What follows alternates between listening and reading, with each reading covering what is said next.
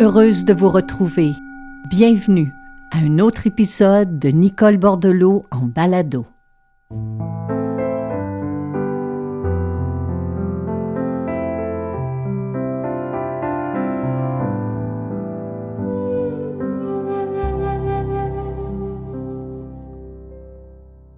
Chers amis, c'est avec fébrilité que je me retrouve derrière ce micro parce que j'ai l'impression que ça fait une éternité.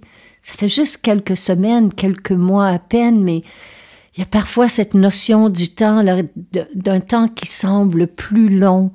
Et j'avais hâte de pouvoir vous retrouver, vous parler. J'aimerais ça être en votre présence pour prendre de vos nouvelles, pour vous donner des nôtres. Mais vous étiez là durant ces semaines et ces mois d'absence parce que on nous a informé que vous retourniez réécouter les méditations, les relaxations, revisiter des épisodes de la série. Et pour cela, je vous en remercie. Je ne sais pas comment fut votre été. J'espère qu'il fut beau, j'espère qu'il fut doux, j'espère qu'il fut lumineux.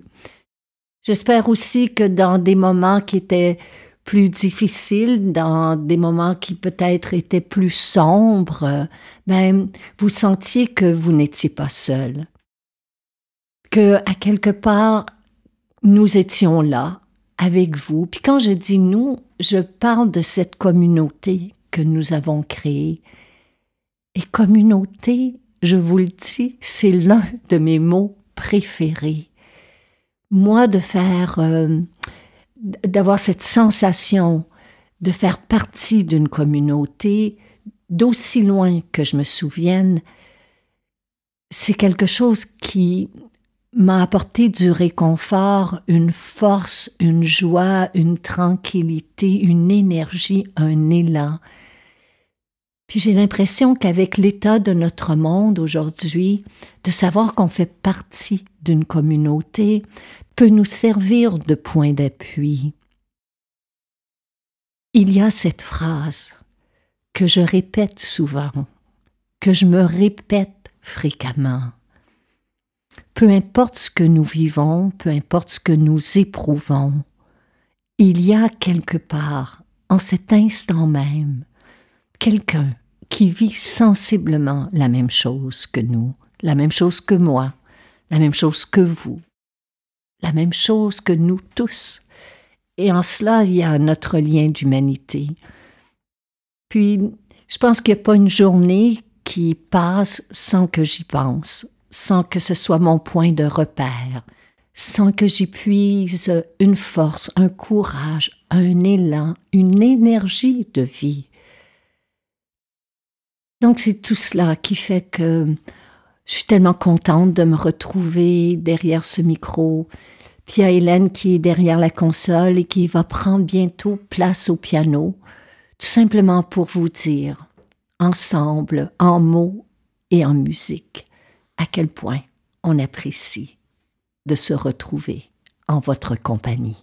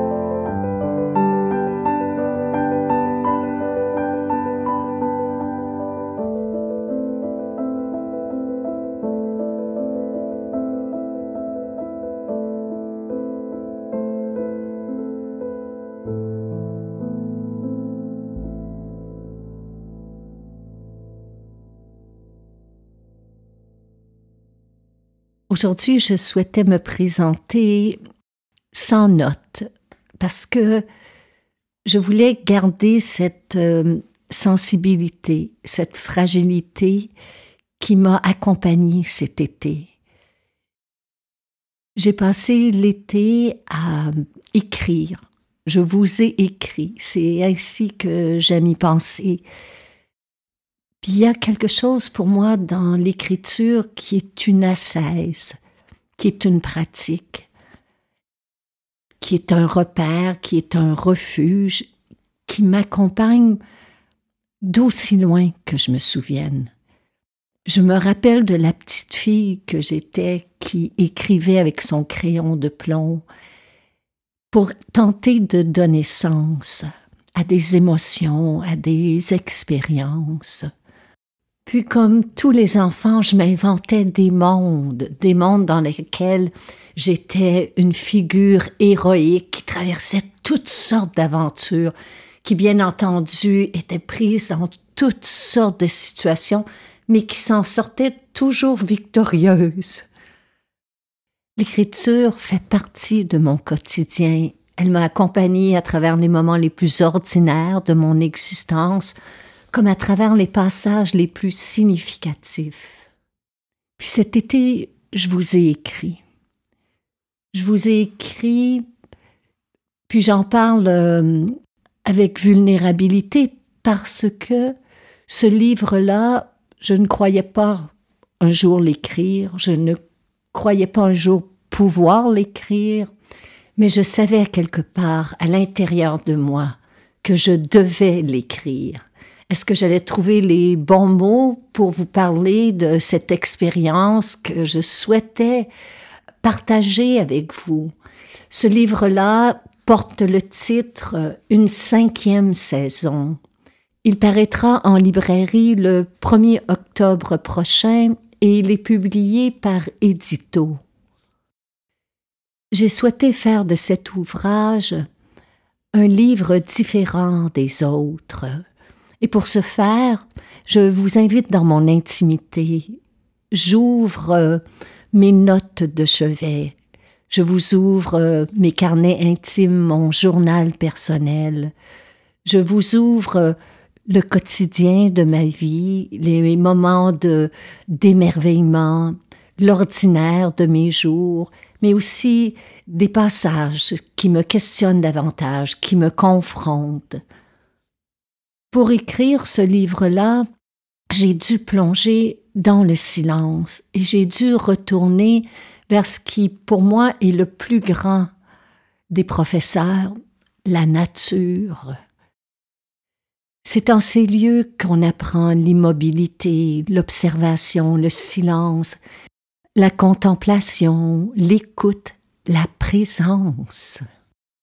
Et j'ai voulu intégrer dans mes phrases, dans mes mots, cette conversation intime que l'on a parfois avec soi, avec l'invisible, avec le sacré. Et j'ai voulu parler de l'incertitude, j'ai voulu parler du doute, j'ai voulu parler de confiance, de foi, d'imprévisibilité, mais aussi d'impermanence. Pour certaines personnes, j'écoutais un auteur justement il n'y a pas plus de 2 jours qui parlait de la facilité avec laquelle il écrivait, mais pas moi. Je n'écris pas facilement, j'écris dans un doute constant, j'écris malgré le doute, j'écris avec le doute. Et cet été, je ne sais pas pourquoi, mais j'étais encore plus consciente de ce passage-là, de l'incertitude. Puis c'est peut-être parce que Hélène et moi, nous avons vécu une série de deuils là, significatifs. Nous avons perdu dans les 8 derniers mois des êtres très très près, des êtres très très chers. Puis on s'y attend, il y a des gens dont on s'attend le départ en raison de l'âge, en raison d'une maladie. Mais comme le disait Hélène, ça n'a pas d'importance qu'on s'y attende parce que ça nous frappe tout autant, ça nous frappe différemment. Puis quand on vit un deuil ensemble, je dis ensemble, mais on le vit différemment. On le vit à un rythme qui n'est pas le même. On le vit de façon différente. Il y a des gens qui ont besoin de se retrouver entourés pour vivre un deuil. Il y a des gens qui ont besoin d'être seuls, d'être en silence.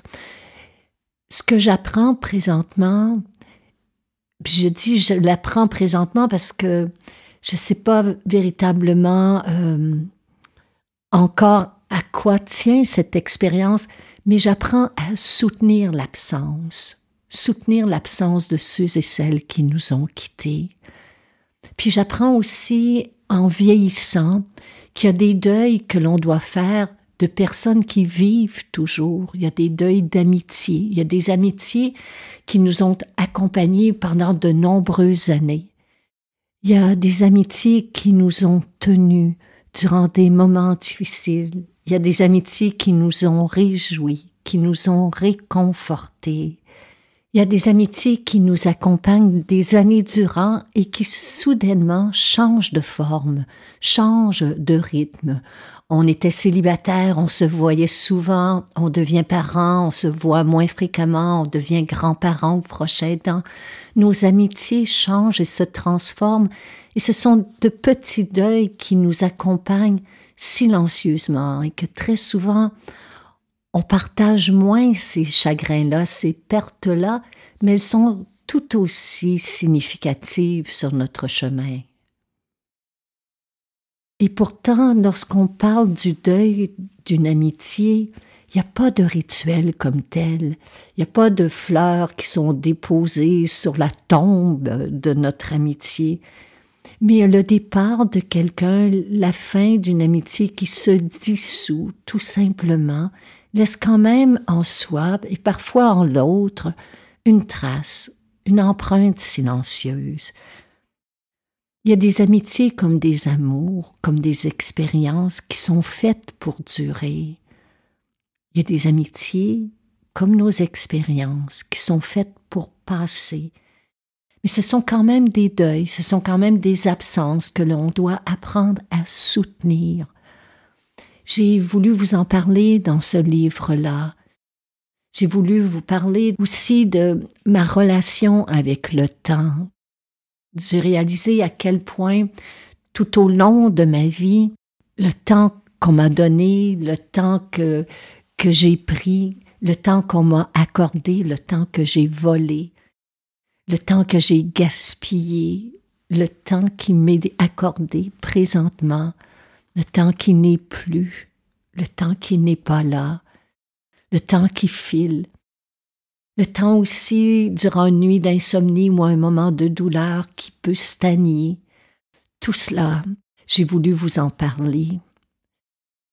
J'ai voulu vous parler aussi de à quel point dans notre vie on a à faire des renoncements, des détachements. Il y a une certaine liberté, il y a une certaine légèreté qui vient avec tout cela. Puis il y a ces passages dans notre existence que l'on vit tous, peu importe notre âge, entre ce qui n'est plus et ce qui n'est pas encore. Cette transition où l'ancien de nos vies se délite tranquillement et le nouveau n'a pas encore pris forme. Alors c'est le socle de ce livre, parce que lorsque vous allez l'ouvrir, lorsque vous allez le découvrir, la première phrase que je vous dis est « pour honorer le chemin parcouru ». Et quand je dis pour honorer le chemin parcouru, c'est pas juste mon chemin à moi, c'est le chemin que nous avons parcouru ensemble. C'est pour honorer ce chemin-là que dans ce livre-là, je vous ouvre très grand mon journal intime, mes notes de chevet, mes carnets personnels. C'est pour honorer ce chemin-là que je vous ouvre mon cœur au plus grand.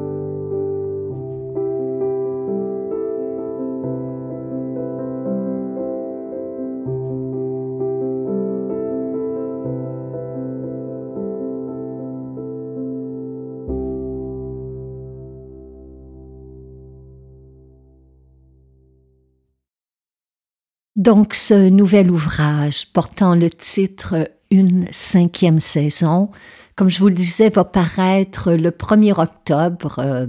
Il est publié chez Édito, puis j'aurai l'occasion là, de vous en parler davantage.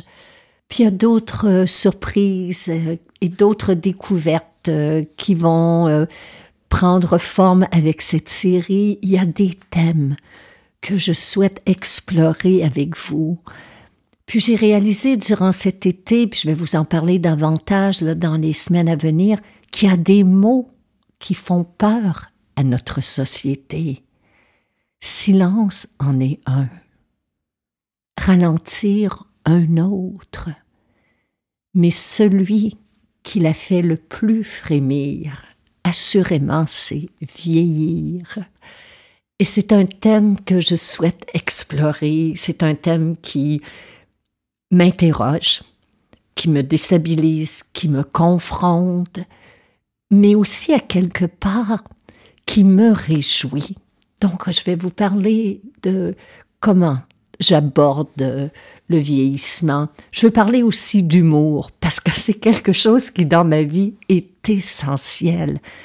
J'adore rire. Il n'y a rien qui m'apporte plus d'énergie qu'un fou rire immense. Donc, je veux parler de l'humour. Je veux aussi parler de vérité, parce que nous sommes dans un monde où c'est tellement difficile de faire la distinction entre la réalité, la vérité, les faux fuyants, les mensonges, les illusions, les apparences. Il y a aussi des thèmes qui m'interpellent, comme le ressentiment, la fatigue collective que l'on ressent. Bien entendu, il y a de nouvelles méditations et de nouvelles relaxations que j'ai mises à l'épreuve durant cet été et que je souhaite partager avec vous. Il y aura la musique d'Hélène qui va nous accompagner et j'espère vous rencontrer en personne cet automne à travers les ateliers, les retraites, les conférences. Vous pouvez consulter mon agenda sur nicolebordelot.com.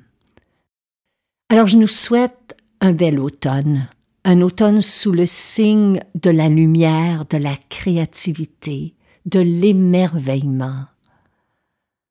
Puis je termine, bien entendu, en vous disant une fois de plus qu'on est super contente d'être de retour, puis super contente que vous soyez là.